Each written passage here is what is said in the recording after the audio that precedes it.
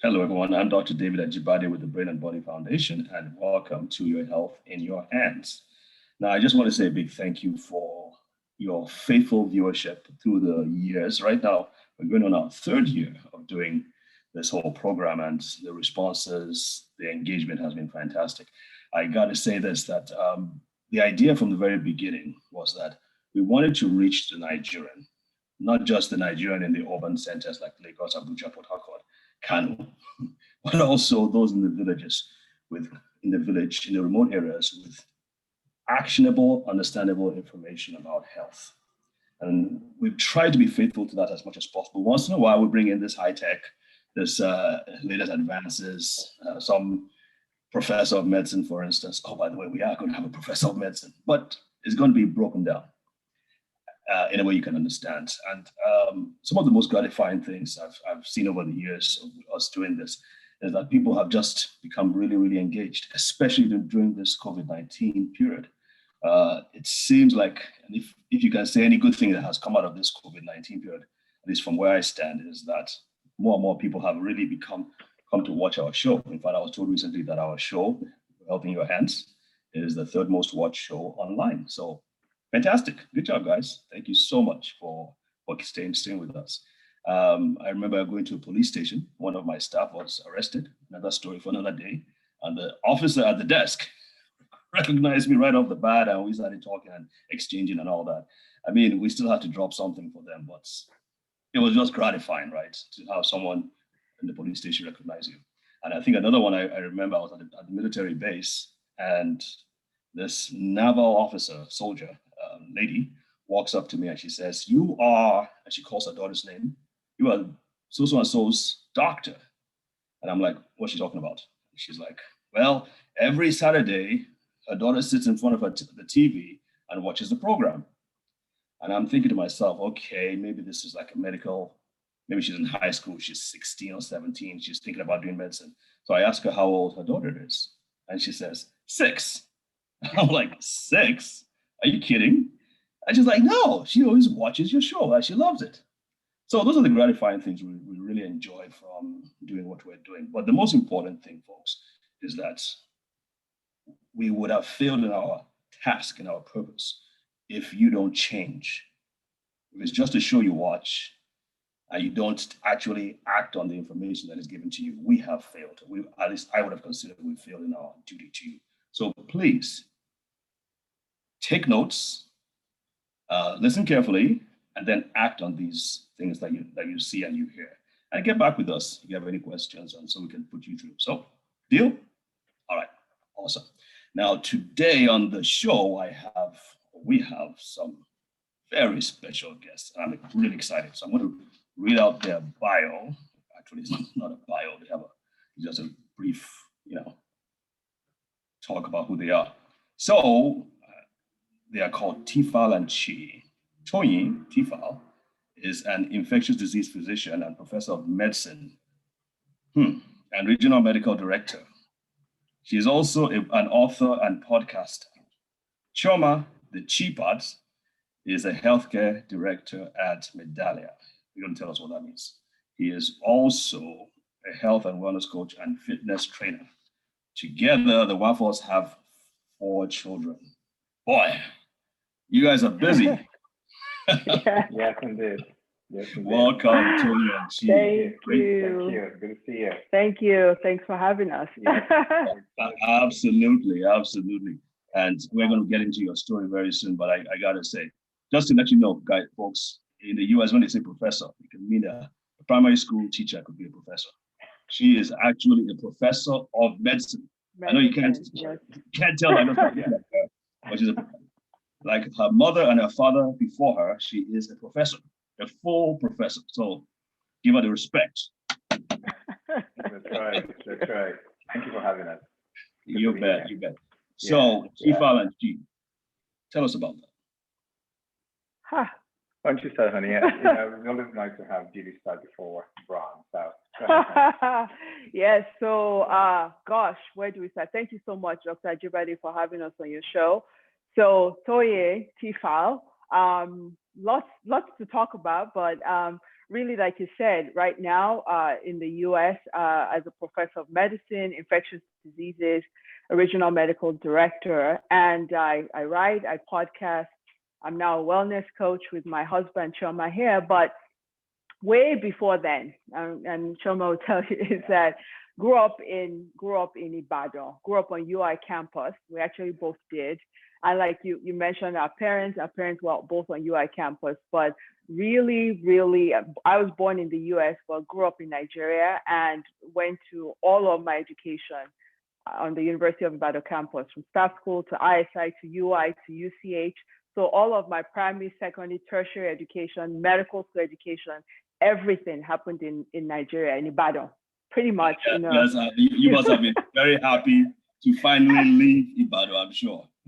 Well, not, it was time to explore different things. And so I came to the US for residency and fellowship training. And I've been in Chicago, the last 27 years, actually, since graduating from med school. So that's my journey. Grew up in Ibadan, very excited to be back on, to be on your show, to be able to talk to people where I grew up, my Nigerian people. And so very excited about that. And we'll talk a little bit more about how tfal&chi came to be, but that's just a little bit about me. And you already heard that between the two of us, we have 4 children. And so tell us, Chi. Cool. Yeah, so as my beautiful wife eloquently said, we're both products of the University of Ibadan. I actually grew up in Ikare, so yeah. So Ikare, Ondo State? Ondo State, correct. Ekiti. So yeah. Ikare, Ekiti, yes. Yeah. Please delete that. My father should not hear me say that. Because I'm from Ekiti too. We're from Ekiti too. That's right. Can you imagine? Yeah. Yes. Yeah. By the way, folks, just so you know, in the interest of full disclosure, Toyin's younger sister was on the show earlier. I'm sure you've seen her, Anu Oshinusi.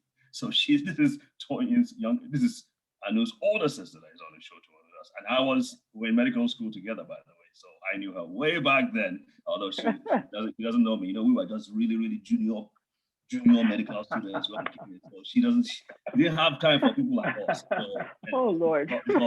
That's right. No, it's all connected. Right? All is connected. Yes. When you begin to talk to people, you begin to realize how small the world is. And growing up back home, my wife noted, our parents who lived on the campus, University of Ibadan campus.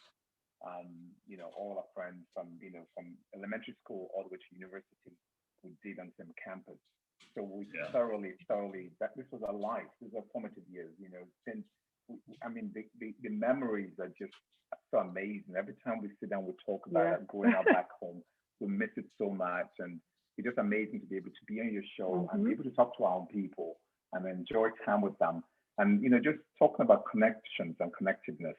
Your cousin, I was in the same class with your cousin, when I was in international school. Our class, yeah. Yeah, it was that class. Only your cousin, Yes, otherwise known as buckets, the bucket number. Yeah, otherwise known as buckets, yeah. Exactly. So it's a small world. So it's good to be here. And I'm a healthcare director at Medallia, is a technology company. So where we use technology to enhance the health of people in healthcare. So especially, my focus is around providers and payers and trying to, mitigate, spread of chronic diseases within populations of people within their membership. So that's what I do. And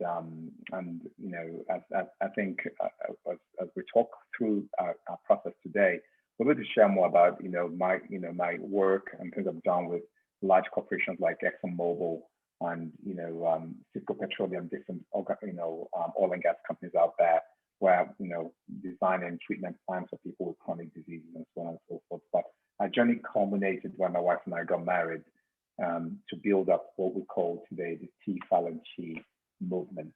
Yes, that's coming together with my wife. That's how this business came together. As you can see, we're wearing our merch. This is the design of what we put together. We're going to show mine too. Oh, okay. Right there, folks. Okay. All right. Yes. Yeah. So go ahead, honey. No, and just the tfal&chi, both of us in our personal lives and our public professional lives, very interested in wellness and healthy living and empowering people to be their best selves, right? To be their best and healthiest selves. And so this was just a natural way. And so our merchandise is a way to promote the message, but we'll talk a little bit about what it is. But our mission is really imparting knowledge and in a practical and intentional way to help people make the best decisions around their health, empowering them to take charge of their health, and really empowering them to be the best versions of themselves. Because health is wealth. Absolutely. Music to my ears. That's what we're all about at the Brain and Body Foundation, and that's what this show is all about. So fantastic. Now, we're going to take a short break at this point, folks, and then we will be right back. So don't go away. Right. And we're back. All right. So tfal&chi. Tell us why. Why are you doing this? Very interesting. I think for me and for us, a lot of it has to do with just seeing people that we know, people we've known in our age group or even younger, developing some of these chronic conditions where all of a sudden you're hearing about this person had a stroke, this person had, heart stuff, and we're talking about people in their 40s, sometimes early 50s. And you've kind of seen, in our work, and you know that too, David, that Dr. Ajibade, that a lot of times, we really have people who have medical conditions, and all of a sudden we're seeing some of these complications of these medical conditions. We see people who have not been adherent with care, they're not, but we also know that some of it happens with what happens outside of the clinic or in the hospital, right?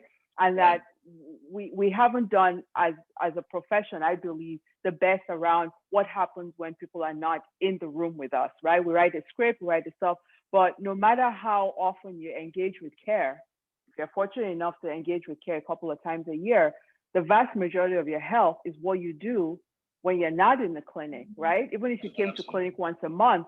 So really starting to see that the patients that did the best in my field were the ones who had a comprehensive approach, that had help outside of the clinic, that really took charge of their health education, that wanted to know more, that challenged the physician and asked you a lot of questions and always said, what else can I do? You've written this for me. What else can I do?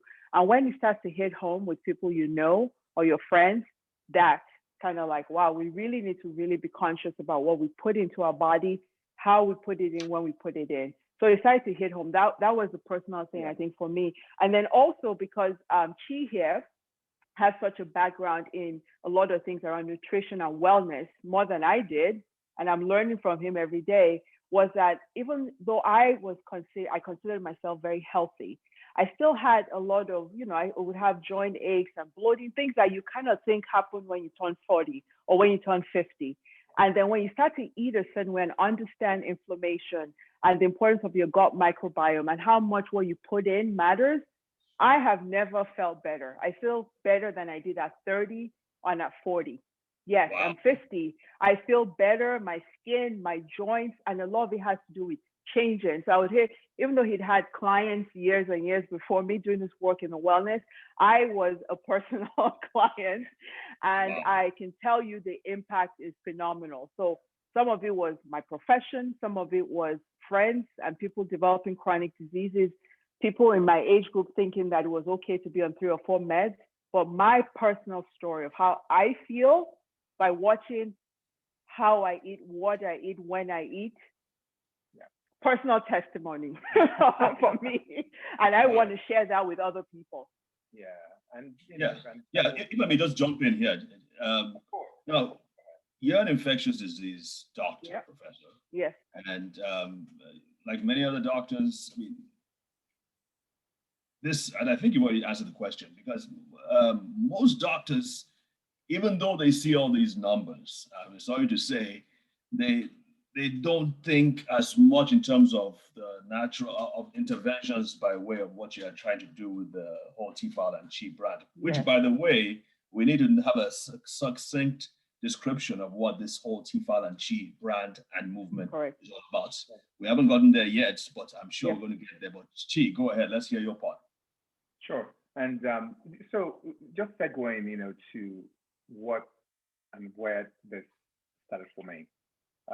My wife talked about, a friend, people we know, chronic diseases and things like that. I started, my drive started as a young kid. I was the skinniest kid you could find in class. So if you remember that skeleton in your class, you had to learn all the bones in the body. That was me in your class, just staring at you. If you hugged me, you're like, oh my gosh, where did all these bones come from? That's how skinny I was, right? And you're always afraid of people bullying you and things like that. And I never felt well. I just never did. I always had migraines and just feeling overwhelmed all the time, I had epileptic seizures as a kid, even, I had epileptic seizures, actually stammered. I stammered as a kid, but I outgrew it. So through all this happening, I was on antibiotics for almost 2-3 years straight without going off them because I was just sick all the time. So as I became a teenager, I was so sick and tired of being sick and tired. I decided to take my own health into my own hands as I just got a little older. And I decided, what can I do to change the trajectory of my health? What can I do? So I started thinking, how can I change my cell structure? And you have to change the inside for something to happen on the outside. So I started to change the way I eat, started learning, started teaching myself, doing a lot of research around food and how you connect food with exercise and movement and rest and sleep and mental health. Just connecting all those together to become the best version of me. And when I learned that, I felt I could share with other people and teach them how to become the best versions of themselves. Each time I moved to a different state or a different city in the United States, I would set up boot camps for people in the community and teach them how to be healthy, talk to them about health and wellness. Then, working in corporate America, working for oil and, consulting for oil and gas companies and things like that. So it was just that kind of drive, because as you continue to do this, you're going to see how the numbers rise exponentially. In the United States, the obesity rate in the United States is about 40-50%. In Nigeria, correct. In Nigeria, CDC, and in Nigeria, we're turning around 20-30. We're so much better. So that's why we at tfal&chi, we want to be able to reach our own people so they don't get to the point of where we are today in the United States. It is horrendous. It just go, and the cost is exponential. So if we can break that cycle and teach people, we want to be into prevention. You, Dr. Ajibade, you talked about, my wife being infectious disease physician and doctors not talking about this. It's true that sometimes you find that there is a disconnect between what the doctor is prescribing and what the person is actually doing at home, or what the doctor knows about what they're doing at home. And we want to fill that gap, Right. Well, that's fantastic. And but of course, as you know, we Africans, especially we Nigerians, we feel that the looking big and is a sign of good living and attractiveness to either sex. What do you, I mean, the more there is to see, the more there is to love, right? So why would you want us to look like tfal, for instance? Because you know what, and that's one of those things. You're right. It used to be a sign of good living. If a guy got married, if he didn't get a pot belly in 3 months, his wife was failing on the job, right? Yes. It was a sign. Yeah, it was a sign of. But what we know, and once you know better, like you say, is you got to do better, right? We know that obesity and a large waist circumference is clearly linked to medical conditions, right? So it's beyond cosmetic. And for women, we can always, get the Spanx and get the things to do it, but it is beyond the cosmetics.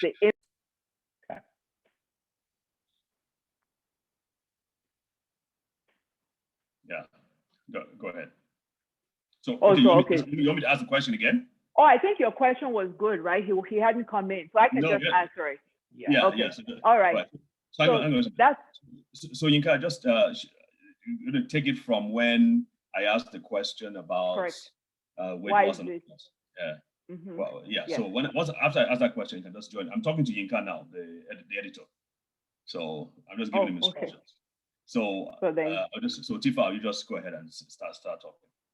Okay, so that's an excellent point, Dr. Ajibade, but we now know better, right? It used to be that obesity or big waist was a sign of good living. You know, in Nigeria, we say, well, if it doesn't have a pot belly, but if we think about it, it's beyond the cosmetics of obesity. And yeah, you know, in Nigeria, we have the garbs, you can wear your agbada, the girls can wear the boo-boos, you can do the spanks, but we do know that it is harming us, right? That waist circumference, that extra fat is stored in our liver, it's stored in the organs.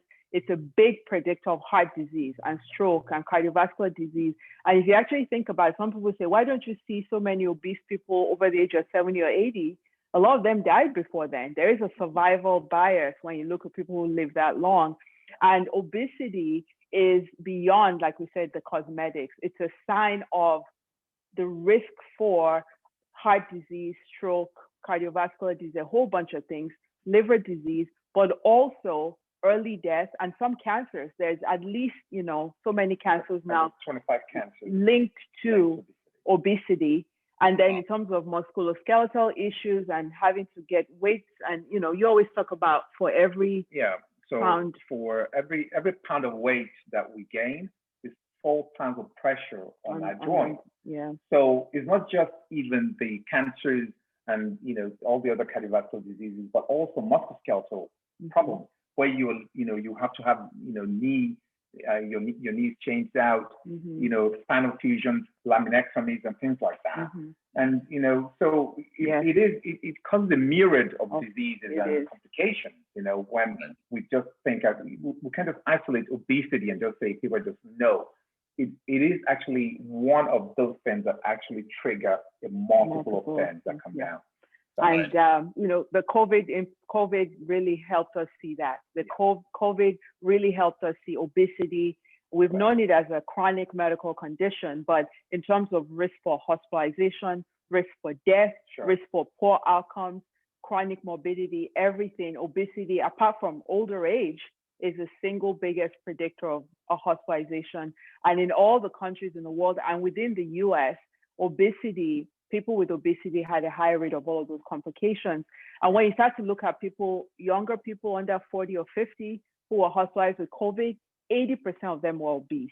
So it's something to know. And because you talk about inflammation a lot, you talk about gut microbiome on your show, you talk about the importance of gut health.